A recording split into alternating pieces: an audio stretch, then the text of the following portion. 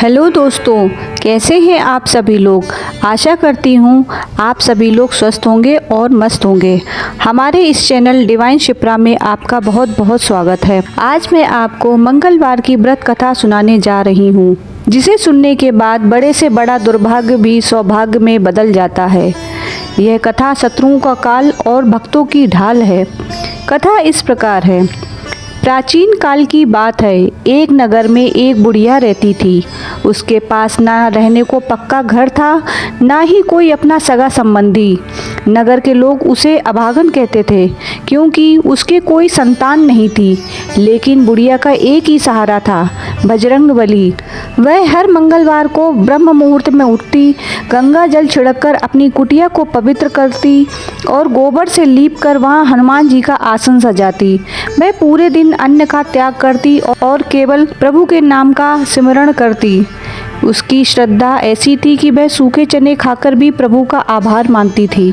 एक दिन माता पार्वती ने महादेव से पूछा, हे स्वामी, मृतलोक में वह बुढ़िया इतनी वृद्ध और निर्बल है, फिर भी उसकी भक्ति में इतनी ऊर्जा कहाँ से आती है। महादेव बोले, देवी, वह भक्ति नहीं, उसका अटूट विश्वास है।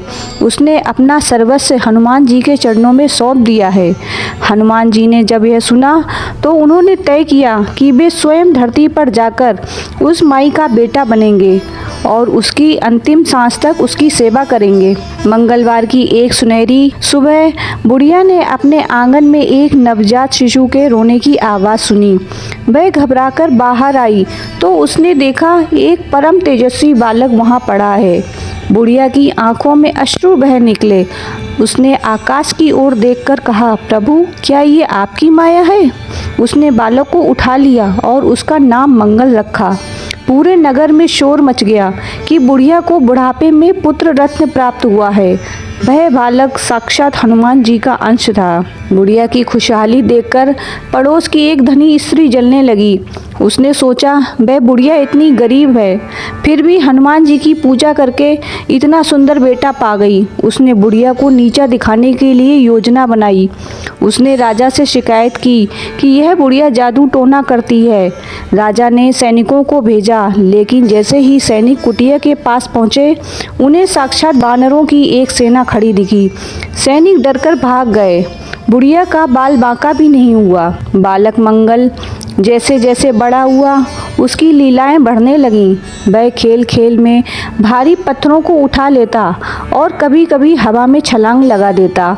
एक बार नगर में भीषण आग लग गई। सब त्राही त्राही कर रहे थे। नन्हे बालक ने अपनी फूंक से आग बुझा दी। नगर वासियों को लगा यह कोई साधारण बालक नहीं है, लेकिन बुढ़िया उसे केवल अपना लाडला मानती रही। हनुमान जी ने बुढ़िया की भक्ति की अंतिम परीक्षा लेने का मन बनाया। एक मंगलवार को मंगल ने बीमार होने का नाटक किया और कहा, माँ, मेरे शरीर में बहुत जलन हो रही है। तू अपने नाखूनों से जमीन खोदकर ठंडी मिट्टी निकालकर और मेरे पूरे शरीर पर उसका लेप कर दे। बुढ़िया संकट में पड़ गई। मंगलवार के दिन जमीन खोदना शास्त्रों में वर्जित है। उसने कहा, बेटा, तू और कुछ मांग ले, पर आज मैं धरती माँ को चोट नहीं पहुँचा सकती। बालक मंगल तड़पने लगा और बोला, अगर तूने मिट्टी नहीं खोदी तो मैं प्राण त्याग दूंगा। बुढ़िया का ममतामयी हृदय कांप उठा। उसने हाथ जोड़कर हनुमान जी से क्षमा मांगी। हे प्रभु, आज मैं नियम तोड़ रही हूँ, क्योंकि मेरा पुत्र संकट में है। जैसे ही उसने मिट्टी खोदने के लिए कुदाल उठाई, धरती फट गई और उसमें दिव्य प्रकाश निकला।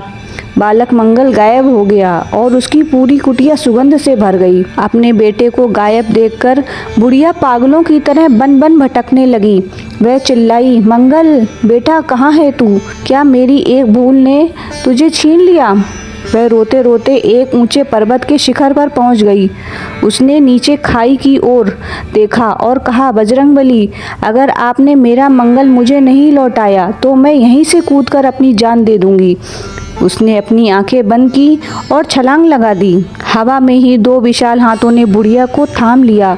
बुढ़िया ने आंखें खोली तो उसके सामने पर्वत से भी ऊंचे स्वर्ण जैसे चमकते साक्षात हनुमान जी खड़े थे। उनके गले में मोतियों की माला और हाथ में वज्र जैसी गदा थी। हनुमान जी बोले, माई जाग, मैं तेरा मंगल था। तूने पुत्र मोह में भी धर्म को याद रखा और अंत में प्राणों का मोह भी त्याग दिया। तेरी परीक्षा पूरी हुई।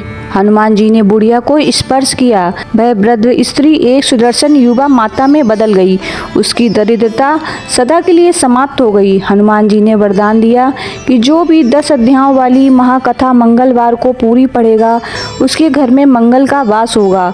उसे कभी कर्ज नहीं लेना पड़ेगा और उसके शत्रु का नाम सुनकर लोग कांपेंगे।